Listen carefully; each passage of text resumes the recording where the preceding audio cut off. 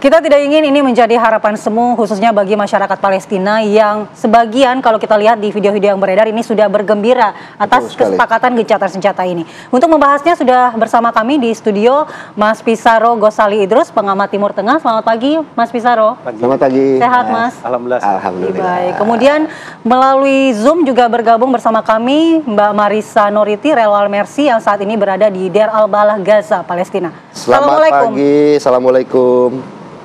Waalaikumsalam, selamat pagi Mas Philip, Mbak Mala. Oke, saya mau ke Mbak Marisa terlebih dahulu, Mbak. Dengan diumumkannya gencatan senjata ini, kemudian bagaimana sih kondisi terkini di sana? Apakah memang eskalasi serangan Israel di sana mulai menurun atau justru meningkat seiring dengan keputusan gencatan senjata ini, Mbak? Ya, memang setelah pengumuman gencatan senjata di hari Rabu tanggal 15 Januari kurang lebih sekitar jam 19 atau 19.30 waktu Gaza, bisa saya sampaikan bahwa penyerangan tetap berlangsung dan bahkan eskalasinya meningkat. Di hari pengumuman saja itu telah terdapat sekitar 70-an korban yang syahid. Itu penyerangannya di area Deir al-Balah, Nusairat, Khan Yunis, dan Gaza Utara. Dan di Gaza Utara sendiri, tepatnya di Beit Lahia, pada hari pengumuman gencatan senjata di hari Rabu tersebut, hingga pukul 3 dini hari, itu masih ada penyerangan terhadap Rumah Sakit Indonesia. Dan berita terakhir di hari Kamis 16 Januari pukul 13.30, Israel menyerang lantai 1 Indonesia Hospital, di mana di sana terdapat kurang lebih 20 pasien dan tenaga medis dan beserta anak-anak, dan pihak Israel mengetahui tentang hal itu dan tidak ada sedikit pun peringatan sebelumnya, tidak ada evacuation order. Dan bisa kami pastikan bahwa yang saat ini ada di rumah sakit adalah sivilian, tidak ada kombatan atau militer. Dan per hari Kamis saja itu sudah 80 warga Gaza yang tewas dibunuh Israel dan 180 diantaranya luka-luka, sehingga kalau di total dari 7 Oktober 2023 hingga saat ini terdapat Israel telah membunuh 46.788 warga Gaza dan 110.453 korban luka-luka. Begitu Mas Philip. Ya Mbak Marisa, tapi kita ingin tahu pasca diumumkannya gencatan senjata antara Hamas dan Israel ini, tidak adakah sama sekali perbedaan kondisi di sana? Bagaimana respons masyarakat sendiri? Apakah masih skeptis terhadap perjanjian ini atau kesepakatan ini? Atau mereka ada sedikit rasa atau harapan bahwa nantinya pada saat diberlakukan pada tanggal 19 Januari ini akan ada perubahan, Mbak? Ya, masyarakat menyambut gembira karena ini merupakan milestone yang baru ya. Pembicaraan tentang ceasefire ini sebenarnya sudah berlangsung sejak awal konflik di 7 Oktober 2023, dan itu sering terjadi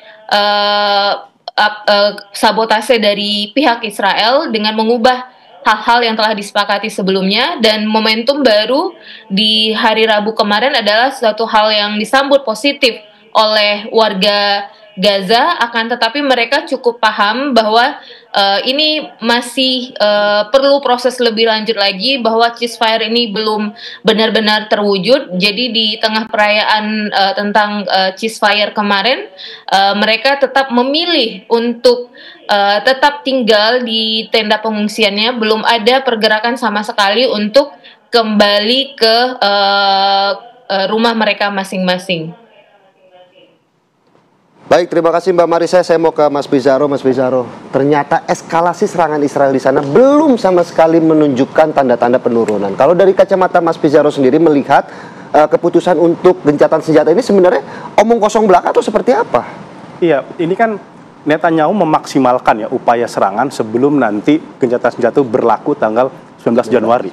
Ini menurut saya tindakan operasi menyelamatkan mukanya Netanyahu yang dia selama ini gagal dalam upaya memenuhi janji-janjinya. Kalau kita lihat klaim-klaim dia ketika pasca Oktober 2023 itu, sesumbar dia kepada masyarakat Israel, pertama untuk menghancurkan Hamas, itu gagal. Sampai sekarang Hamas malah tambah eksis. Dan bahkan berhasil merekrut pejuang-pejuang baru yang beberapa pejuang itu sudah syahid sebelumnya. Kemudian untuk menyelamatkan Sandra itu kan juga gagal. Ya. Dia sesumbar untuk menyelamatkan Gaza, menyelamatkan para Sandra, tapi kan hanya beberapa itu. Jadi ini upaya dia untuk menyelamatkan muka, melakukan serangan intensif kepada Gaza, kepada para mitra koalisinya. Karena kan mitra koalisinya Netanyahu ini kan terpecah. Ya. Ada dua partai yang sangat ekstrim di Israel itu bahkan menolak gencatan senjata. Dan dia mengancam akan mencabut dukungan terhadap Netanyahu, yang ini bisa membuat Netanyahu tumbang. Pasalnya, kalau Netanyahu tumbang, ini sudah sederet pidana korupsi sudah menunggu dia nih. Ya, ini kan berkali-kali kan ditunda sama Netanyahu dengan alasan ada perang, ada serangan, maka dia berusaha menunda pengadilan korupsi. Tapi kan kalau udah gencatan senjata nggak ada perang lagi, dia mau alasan apa? Tapi walaupun yang meminta adalah negara sekutu yang dalam notabene yang mendukung serangan-serangan Israel di sana begitu. Iya, seperti itu. Ini kan juga bagian dia untuk memenangkan opini kepada masyarakat Israel ya, bahwa dia sudah melakukan serangan habis-habisan yang walaupun itu hanya klaim dia yang tidak terbukti, berhasil melumpuhkan perjuangan di Gaza. Dan kita bisa melihat ya, masyarakat Gaza begitu sangat tabah sekali, 15 bulan digempur oleh penjajah Israel. Tapi apa yang didapatkan oleh penjajah Israel? Hampir 30 tentaranya bunuh diri. Ya, kemudian sudah 1.100 triliun ya dirupiahkan, itu dikucurkan dia untuk mengalahkan entitas pejuang Gaza. Apakah itu terjadi? Itu tidak terjadi sama sekali. Gitu kan. Ini yang kemudian membuat Netanyahu dalam tekanan yang begitu besar, dan dia melakukan tindakan kolaps untuk memaksimalkan sampai tanggal 19 Januari untuk melakukan serangan. Dan saya yakin pun juga nanti ke depan gencatan senjata ini akan terus juga dilanggar. Karena ini bukan barang baru. Iya, betul. 2014 dia melakukan pelanggaran gencatan senjata. 2018 dia juga sama. 2021 juga sama. Kasusnya di Masjid Al-Aqsa gitu. Jadi fenomena penjajah Israel melakukan pelanggaran terhadap gencatan senjata ini bukanlah barang baru. Lalu bagaimana setelah tanggal 19 Januari ini? Apa bayangan kita terhadap gencatan senjata yang akan berlaku kalau memang sudah terbiasa Israel ini melakukan pelanggaran dan kemudian Netanyahu ini masih dibayang-bayangi posisi dia yang harus diselamatkan? Iya. Ini kan di satu sisi, ini kan desakan keluarga-keluarga Sandra di Israel kan begitu besar. Demonstrasi itu bisa tiap minggu itu bisa 4-5 kali. Bahkan akses Netanyahu ke parlemen Israel itu diblok sama keluarga Sandra gitu ya.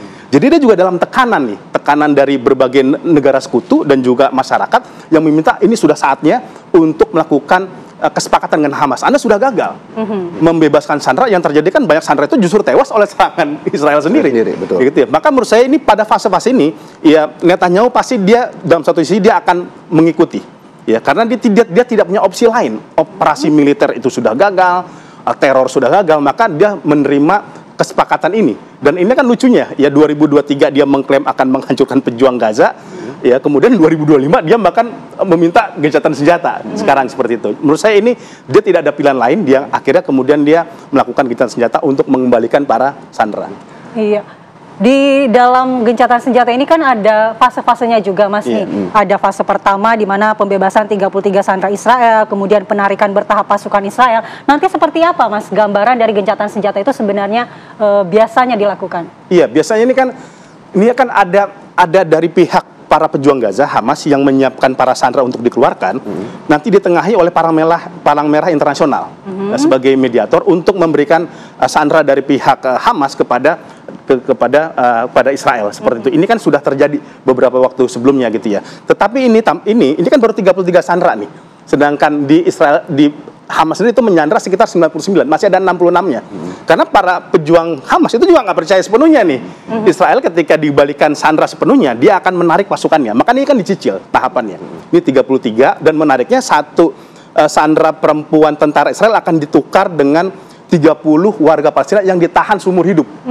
Bahkan sebenarnya bukan seumur hidup. Sampai ada istilahnya tuh, dakwaan itu sampai 200 tahun. Bayangkan ya, 200 tahun. Nah, ini yang akan ditukar. Tapi kalau kita melihat juga bagaimana keputusan Amerika Serikat untuk melakukan gencatan senjata, mendorong Israel untuk melakukan pertukaran sandera juga, ini kan dilakukan ketika masa transisi presiden dari Joe Biden menuju ke Donald Trump. Apakah memang ini ada unsur-unsur politik lain dalam keputusan ini? Iya, ingat Mas ya, sebuah presiden baru, pemerintahan baru, dia biasanya ingin fokus kepada pembenahan domestik. Apalagi ekonomi Amerika itu hancur-hancuran, jangan lupa. Ya, anggaran dia juga yang diberikan kepada Israel itu sangat besar sekali, yaitu hampir 1.000 triliun. Tetapi apa yang didapat Amerika? Ya, menterinya aja sekarang dijuluki menteri genosida, menteri luar negeri Israel itu Antony Blinken oleh masyarakatnya sendiri. Ya, tekanan kepada Amerika begitu besar. Maka Trump ini ingin mengenyahkan ini semua. Dia ingin fokus membangun Amerika, membangun ekonomi. Dan jangan lupa, Donald Trump itu kan fokusnya ekonomi domestik. Betul. Dia tidak menginginkan perang. Ini yang kemudian akhirnya berhasil menekannya Netanyahu untuk kemudian menyudahi genosida yang ada di sana. Ya mungkin akan ada beberapa imbalan. Dan ini juga perlu kita awasi nih. Biasanya imbalannya adalah normalisasi Israel dengan beberapa negara Arab. Gitu. Karena di eranya Donald Trump itu kan ada 4 negara Arab yang kemudian melakukan normalisasi dengan penjajah. Ada Uni Emirat Arab, ada Bahrain, ada Sudan, ada Maroko. Pola ini kayaknya akan sama. Itu kenapa makanya Netanyahu itu relatif dia bisa menerima. Dan ini juga mungkin akan ditawarkan kepada koalisi-koalisi dia yang menolak gencatan senjata, akan ada insentif money, uang kepada mereka. Ujung-ujungnya duit, bisa dibilang duit. Nanti kita lanjutkan terkait dengan peran dan dampaknya terhadap negara-negara Arab dan kawasan Timur Tengah, namun kita jeda terlebih dahulu. Kita juga nanti akan ke Mbak Marisa untuk mengetahui bagaimana soal bantuan yang akan masuk ke sana pasca gencatan senjata. Sesaat lagi pemirsa, tetaplah di Apa Kabar Indonesia Pagi.